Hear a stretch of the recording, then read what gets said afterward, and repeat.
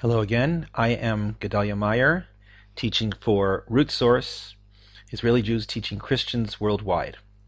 This is lesson 10 of a continuing series entitled Images of God, Names of God, in which we explore the various ways that Jews through the ages have had of understanding what God actually is. And we are calling these understandings images of God. We've been using as our primary source the primary text of the Jews, the Bible, the Torah, and specifically the different names of God that are used in the Torah. There are several different names. We've explored the name Elohim, which gives us the images of God as the creator and God as the force of nature, among other things. And we're also in the midst of using a combination of names that is found in the second and third chapters of Genesis, the names Hashem and Elohim. Hashem, of course, is the four-letter proper name of God, known as the Tetragrammaton. Jews sometimes list the letters Yud, He, Vav, He to describe this name. It's an unpronounceable name since we have lost the correct pronunciation. And it refers to the personal element of God, how God influences us on a very personal level. So these two names are used in combination in the second and third chapters of Genesis, the story of the Garden of Eden, and there and only there are they used exclusively. Elsewhere they only come up a few other times in the entire Bible. It's very strange, this combination, in that it has the personal name of the personal image of God and the very impersonal force of nature. It seems like the two images are incompatible, but they are used here in the Garden of Eden story, which sets this story apart from the rest of the Bible. So let's look at that story. Here we have, of course, the famous painting on the Sistine Chapel by Michelangelo showing Adam and Eve trying to get the fruit from the snake-like figure over here on the tree of knowledge, and there we have the angel driving them out of the Garden of Eden, and that's what we're going to be exploring today. So the first verse we're going to be looking at is the punishments of Adam and Eve after their great fall. So the snake has already received its punishment, that it would crawl on its belly and have enmity between it and human beings. And again, the snake is this sort of metaphorical figure of a spiritual force that exists within each one of us, that in Judaism is called the Yetzer Hara, which means the evil inclination. But the man and the woman, Adam and Eve, have to receive their own punishments for their part in this whole sin. So here we have it. El ha'isha amar harba arbe eitzvonech veheronech be'etzev tildi banim ve'el ishek teshukatech v'hu yimshobach. To the woman he said, I will greatly add to your anguish and your pregnancy. In pain you shall bear children. To your husband shall be your desire, but he shall dominate you. It's two different sets of punishments. Again, we have to remember this is the dual images of God, of Elohim and Hashem, the personal image of God and nature, that are taking them to task for their part in what happened here. So the first part is pain and anguish in pregnancy. That's how generally this sort of awkward phrase, I will greatly add to your anguish and your pregnancy. Anguish in pregnancy is how it's generally interpreted, that the woman would have to have pain in pregnancy. In pain you shall bear children. Now this, of course, is a very natural thing. Nothing could be more natural than this, the pain of pregnancy and the pain of childbirth. So what is exactly the punishment if it's a very natural thing? The Hashem element here, the personal element here, is saying that the woman in accomplishing this task, which is perhaps the most important and the most purposeful of tasks a woman does in her life, of bearing children, what could be more important than that?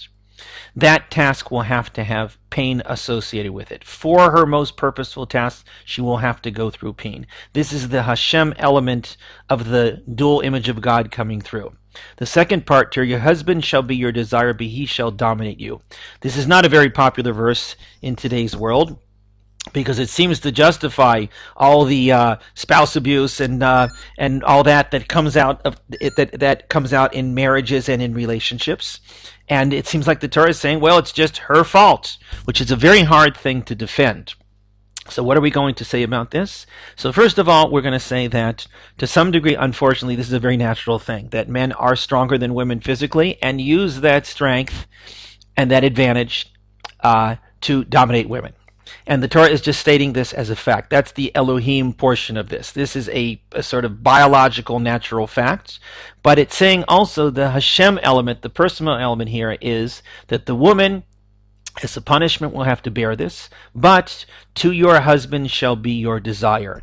You will always want to make it work. In spite of whatever he's doing, the woman will, whether this is good, whether this is a curse or this is a blessing, the woman will always will have the desire for her husband. It's a curse in a sense, and it's a blessing in a sense. Ula Adam Amar, the next verse, Ula Adam Amar, ki shamata lekol ishteka v'tochal mina eitz asher tziviticha lemor, lo tochal mimenu, aurora ha'adama ba'avorecha, bi'itza von tochalena kol yemei chayecha. And to the man he said, because you listened to the voice of your wife and ate from the tree that I command you not to eat from, cursed is the ground on your account. In anguish you shall eat from it all the days of your life. Again, this is very natural, that agriculture and food gathering and getting food is difficult. It's not easy. There is always going to be problems. The ground now will be cursed in a special way in the following. Let's look at the next verse. Kotz v'dar dar tartzmiach lak bi'achalto et esev hasadeh. Thorns and thistles shall sprout for you, and you shall eat the grass of the field. This is the curse. No matter how hard you try, there's always going to be problems. And you are going to see, even though they're very natural problems, weeds and so on, and problems with produce, even though they are very natural, you're going to see them as if they are coming for you. There'll be a frustration in all your efforts that things just won't work out, and there's always going to be some other problem. And at the end of the day, what are you going to be eating? You're going to sense they are eating the grass of the field just like an animal does. You will have no sense of real pride in what you are eating. That is a curse that hits the man on a very personal level. The curse continues. Bezeit apecha tochal lechem ad shuvachai el ha'adama ki mimena lukachta ki afar ata ve'el afar tashuv. With the sweat of your brow you shall eat bread until you return to the ground. For from it you were taken, because you are dust, and to the dust you shall return. So, two more parts to the curse, that you have to sweat to eat bread. And when does it end? It ends when you return to the ground, because you were taken from the ground, and you are dust, and you must return as dust. This is the curse of death. It doesn't mean that they weren't going to die before this. Perhaps they were mortal before this. But the curse here is that you sense that you really are dust. If a person senses that they are a spirit, and they are a soul, and that they have to die at some point, and their soul leaves this world and goes to a better place, or to heaven or whatever, that wouldn't be so bad. But you are going to have to sense, the curse here is you are going to have to sense the biological, natural fact that ultimately your body is dust, and you will return to this. You would have the indignity of being buried in the ground. That is the curse here. Because you took part in eating from this fruit, and because you elected to make that decision to not listen to God, you will have to suffer this curse of recognizing that ultimately you are dust. Now let's look at the closing phrases of the Garden of Eden story. Vayomer Hashem Elohim, Hein ha'adam haya ka'achad mimena ledat tov v'ra, ve'ata pen yishlach yado v'lakach gam me'etz chayim ve'alchal v'chai le'olam. Let's see the translation. And Hashem Elohim, there's that dual name again, said, Behold, the man has become like one of us, to know good and evil. And now, lest he send forth his hand and take also from the tree of life, and eat and live forever. So it sounds like this is some sort of a warning, or is this continuing the curse? This is the end of the Garden of Eden story, and it sounds like God is worried about something. That man has become like one of us to know good and evil. Who is the one of us? Does it mean that man has become like an angel in knowing good and evil? But the knowing good and evil was not a good thing. They were commanded not to do this. So what does it mean, become like one of us? Perhaps it means the following. Like one of us, in the sense there's Hashem Elohim. They have elected to take the tree of knowledge, to know how nature works, and to have the knowledge which is both good and evil, to know good and evil. They have that knowledge. And now they have a certain godly power. They will be like God in being able to control their fate to some degree.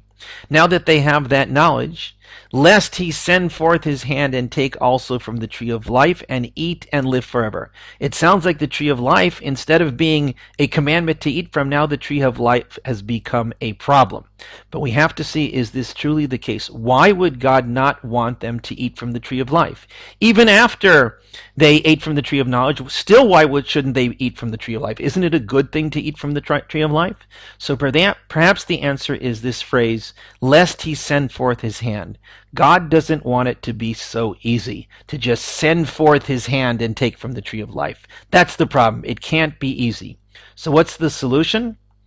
Vayishalchehu Hashem Elohim migan Eden. La'avod et adama asher lukach misham. And Hashem Elohim sent them from the Garden of Eden to work the ground from which he was taken. So God is sending them away from the Garden of Eden. They are out of there. They are not in. They don't have as easy access to the tree of life. They have to now work the ground by the sweat of their brows. They have to work the ground to get their food. And then, Vaygaresh et ha'adam, Vayashken mikedem legan Eden et hakruvim ve'et lahat achereb hamitapechet lishmor et derek eitzachayim. And he drove out the man, and he set the cherubim to dwell east of Eden, and the flame of the revolving sword to protect the path of the tree of life. A very interesting verse. This is the final verse of the Garden of Eden story, the final way that Hashem Elohim is dealing with them. So first thing is driving them away, sending them away from the garden. And then setting up this cherubim thing, this angel, this spiritual force east of Eden with this flame, with this revolving sword. What is the function of this thing? The function of this thing, it says, Lishmor et derek eitzachayim. Classically, this has been translated as to guard the path of the tree of life, which means to make sure they don't get in. But technically, the word lishmor means to protect the path of the tree of life. The path of the tree of life, according to this interpretation, was never actually closed off. God never wanted them closed off from it. It's true, on a natural level, they're going to have to fend for themselves, and women are going to have pain in childbirth, and the man is going to have to sweat, and they're going to have to die and be buried in the ground. It's true, that's all true, and on a natural level, that's the way things are going to be. But on a spiritual level and on a very personal level, when Hashem deals with them, the tree of life is still there. It's still in the same place that it always was, and that path, rather than being closed off from them, is actually being protected. They can't simply reach out their hands and take from it any longer. That path has been cut off. But the path to the tree of life is still there. As long as they work the ground and work their way back to the garden, then the tree of life is still available. The punishment is there. The punishments are harsh. Of that, there is no question. But there is always a way back. God left them a way back to the tree of life. With this, we are going to close out this Paradise Lost lesson, and I want to wish you all a good week. I am always happy to hear from you. Please contact me anytime at this email. I love to interact with my students. Have a wonderful week.